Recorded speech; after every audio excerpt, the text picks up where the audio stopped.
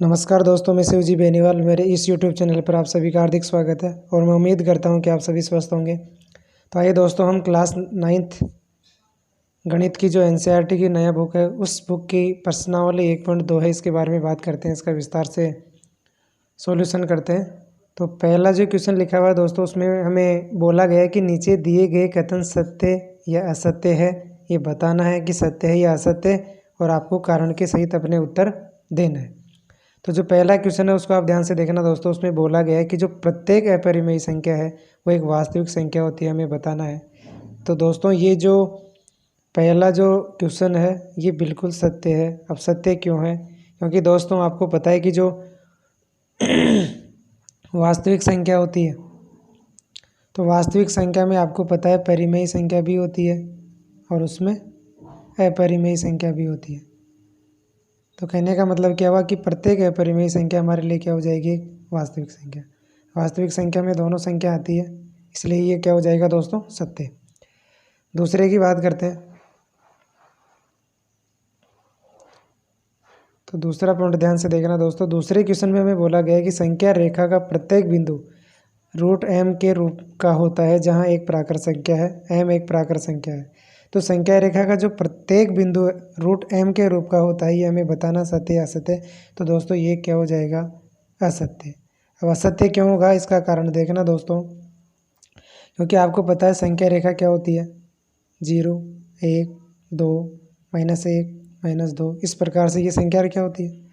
तो दोस्तों जो रूट के अंदर जो m है, तो ये इसको हम कभी भी ऋणात्मक नहीं लिख सकते या ऋणात्मक नहीं होता है। ये कभी भी ऋणात्मक नहीं होता है।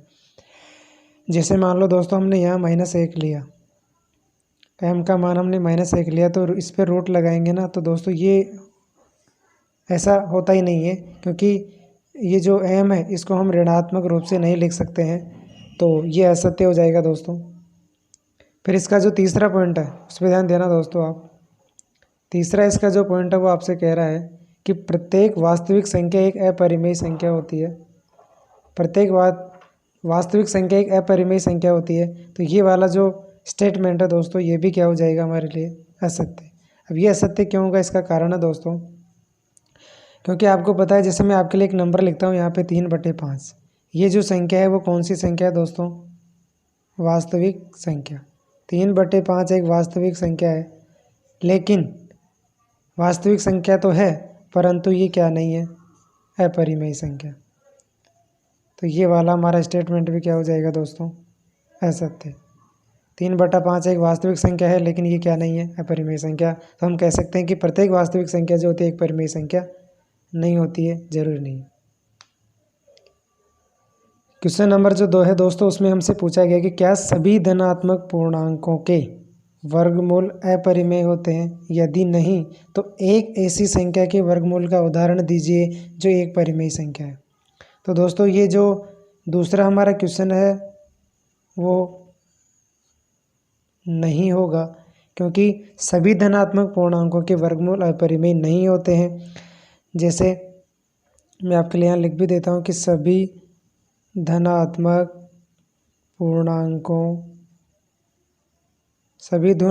पूर्णांकों के वर्गमूल क्या नहीं होते हैं दोस्तों? अपरिमेय नहीं होते हैं। अपरिमेय नहीं होते हैं। जैसे अगर दोस्तों मैं आपको उदाहरण के लिए बात करूं, मैंने रूट के अंदर 4 लिखा है दोस्तों, ये रूट के अंदर 4 लिखा है, तो ये एक धनात्मक पूर्णांक है। तो इसका वर्गमूल क्या हुआ दोस्तों? 2। √4 का वर्गमूल 2 होता है। तो दोस्तों 2 कौन सी संख्या हो गई? परिमेय। तो इसलिए हम कह सकते हैं कि जो सभी धनात्मक पूर्णांकों के वर्गमूल है वो क्या नहीं हो सकते दोस्तों? अपरिमेय नहीं हो सकते। फिर इसके बाद में क्वेश्चन नंबर हम 3 की बात करते हैं दोस्तों। ये सबसे इंपॉर्टेंट है, इसको ध्यान से देखना दोस्तों, समझने की कोशिश करना कि जो संख्या रेखा पर हमें √5 का क्या करना है? निरूपण करना है। तो संख्या रेखा पर √5 का निरूपण किस प्रकार से किया जाता है, ध्यान से समझने की कोशिश करना दोस्तों। देखिए, इसको समझाने के लिए मैं आपके लिए यहाँ पे एक समकोण त्रिभुज बना रहा हूँ, और ये समकोण त्रिभुज हमने बनाया कौन सा? ABC। तो दोस्तों ये कितनी बनानी है? √5। तो ये √5 कब बनेगा? जब यहाँ 2 होगा और यहाँ पे कितना होगा? 1। क्योंकि दोस्तों हमें पता है जो ए सी है, ए सी का जो स्क्वायर होता है वो ए बी का स्क्वायर प्लस बी सी के स्क्वायर को जोड़ के आता है। तो ए बी का स्क्वायर यानी कि 2 का स्क्वायर करेंगे और बी सी का स्क्वायर मतलब 1 का स्क्वायर करेंगे। तो दोस्तों 2 का स्क्वायर 4 होगा और 1 का स्क्वायर 1, तो ये मिलके कितना हो गया 5। तो अगर यहाँ ए सी की बात करेंगे तो ये रूट क्या हो जाएगा 5। ए सी स्क्वायर है, यहाँ ए सी स्क्वायर है, तो ये जुड़ के 5 हुआ। और यहाँ पे अगर ए सी की बात करेंगे तो ये रूट 5। अब इसको संख्या रेखा पर कैसे दर्शाना है दोस्तों, ध्यान से देखना। मैं आपके लिए संख्या रेखा बना रहा हूँ। तो यहाँ रख लेते हैं हम 0, ये हो जाएगा 1, ये हो जाएगा हमारे लिए 2 और ये हो जाएगा हमारे लिए 3। ये हमने बनाई क्या, संख्या रेखा। इस संख्या रेखा पर देखिए दोस्तों, ये हमारे पास 0 है, 1 है, ये 2 है। इस 2 पर हम क्या करेंगे, जो 0 से 1 की दूरी है उतना इसको यहाँ पे बढ़ा लेंगे। ये हमारे लिए कितनी है दूरी, 1। अब ध्यान से देखना दोस्तों, इसको मिला दीजिए। अब आप इसको C नाम दे दो, ये O हो जाएगा, ये B हो जाएगा। अब ध्यान से देखना दोस्तों, इस वाले त्रिभुज में हमारे पास जो OC का स्क्वायर है, त्रिभुज कौन सा ले रहे हैं हम, OBC। OC का जो स्क्वायर है वो OB का स्क्वायर प्लस BC का स्क्वायर। तो देखिए दोस्तों, OB का मान कितना है यहाँ से लेके 2, तो 2 का स्क्वायर। BC का मान कितना है 1, 1 का स्क्वायर। ये 4 हो गया, ये 1 हो गया, तो ये OC स्क्वायर 4 और 1 कितना हो गया 5। तो यहाँ OC की अगर बात करेंगे तो रूट कितना हो गया 5। अब इसको संख्या रेखा पर कैसे दर्शाएंगे, ध्यान से देखना दोस्तों। ये हमारे पास 2 आया, ये हमारे पास 1 आ गया, तो ये हमारे पास कितना आ जाएगा रूट 5। अब हमें क्या करना है, एक प्रकार लेना है दोस्तों, और उस प्रकार को यहाँ पे रख के हमें क्या करना है, ये जितना है उतना ही हमें इसको यहाँ से रखना है, प्रकार को यहाँ पे रख के। ये रूट 5 है दोस्तों, यहाँ तक ये लंबाई हमारे पास रूट 5 आ गई। तो इसको यहाँ से लेते हुए हमें क्या काट देना है, चाप। तो यहाँ पे ये जो पॉइंट आपको मिला है, तो दोस्तों हमारे पास चाप काटने के बाद में ये जो पॉइंट आपको यहाँ दिखाई दे रहा है, ये चाप जहाँ जाके मिल रहा है, ये हमारे पास कितना हो जाएगा रूट 5। ये वैल्यू किसकी होगी दोस्तों, रूट 5। यहाँ पे हमें मिलेगा कितना, रूट 5। तो इस प्रकार से दोस्तों संख्या रेखा पर रूट 5 का निरूपण किया जाता है।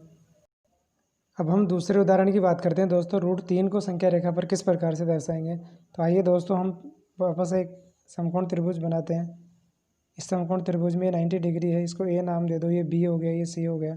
ये अगर हमें रूट 3 लेके आना है तो दोस्तों ध्यान से देखना, यहाँ हमें क्या करना होगा, 1 रखना होगा, और यहाँ हमें क्या रखना होगा, रूट 2। क्योंकि देखिए दोस्तों, जो AC का स्क्वायर है वो हमारे पास AB का स्क्वायर प्लस हो जाएगा ये BC का स्क्वायर। तो हमें AC का स्क्वायर निकालना है, तो ये हो जाएगा हमारे लिए AB का मान कितना है, रूट 2, और BC का मान हमारे पास कितना है 1। तो ये AC स्क्वायर बराबर रूट 2 का स्क्वायर कितना होता है 2, और 1 का स्क्वायर कितना होता है 1। तो ये AC बराबर क्या हो जाएगा दोस्तों, रूट 3। अब इसको संख्या रेखा पर कैसे दर्शाना है, ध्यान से देखना दोस्तों। ये संख्या रेखा बना लेता हूँ मैं आपके लिए। ये संख्या रेखा हो गई, यहाँ अपन 0 ले लेते हैं, ये 1 हो जाएगा, ये हमारे लिए 2 हो जाएगा, और ये हमारे लिए 3 हो गया। सबसे पहले हम क्या करते हैं दोस्तों, ये 1 ले लिया अपन ने, और ये भी कितना ले लेंगे हम।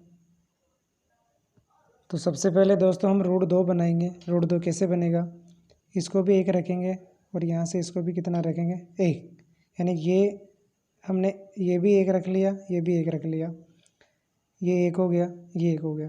तो यहाँ से हमें ये कितना मिलेगा दोस्तों, रूट 2। ठीक है, ऐसा मिलने के बाद में दोस्तों अब यहाँ ध्यान से देखना, ये जो हमने 1 रखा है, यहीं से हम 1 की लंबाई का एक और खींच लेंगे यहाँ पे, ये भी कितना रखेंगे 1। अब ये रूट 2 है, ये 1 है, तो अब इसको यहाँ मिला दीजिए आप इस प्रकार से, ये मिल गया। तो ये इसको नाम दे दो A, और ये नाम हो गया O। तो अब हम इस त्रिभुज में देखेंगे दोस्तों, हम इसको C नाम दे दो। तो हम अब त्रिभुज किस में देखेंगे, OCA। OCA में ध्यान से देखना दोस्तों, ये हमारे पास रूट 2 है, ये हमारे पास 1 है, और ये हमें दिखानी है कितने, रूट 3। तो ध्यान से देखना, OCA में दोस्तों हमारे पास OA क्या हो जाएगा, कर्ण का स्क्वायर बराबर ये हमारे लिए हो जाएगा OC आधार और AC क्या हो जाएगा लंब। तो देखना दोस्तों OA का स्क्वायर बराबर हमारे पास OC का मान कितना है दोस्तों √2 और AC का मान कितना है 1। तो यहाँ पे अगर हम देखेंगे दोस्तों तो जो OA है वो ऐसा कैसा रहेगा, इसका √2 की पावर कितनी होती है 2, √2 की पावर 2 होती है और 1 का स्क्वायर कितना होता है 1। तो यहाँ पे OA बराबर क्या हो जाएगा दोस्तों रूट के अंदर 3, क्योंकि 2 और 1 कितना हो गया 3। तो OA का मान कितना आ गया √3। ये √3 आ गया दोस्तों।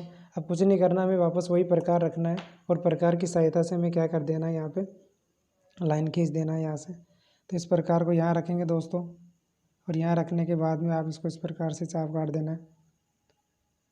तो ये इस प्रकार से आ जाएगा दोस्तों।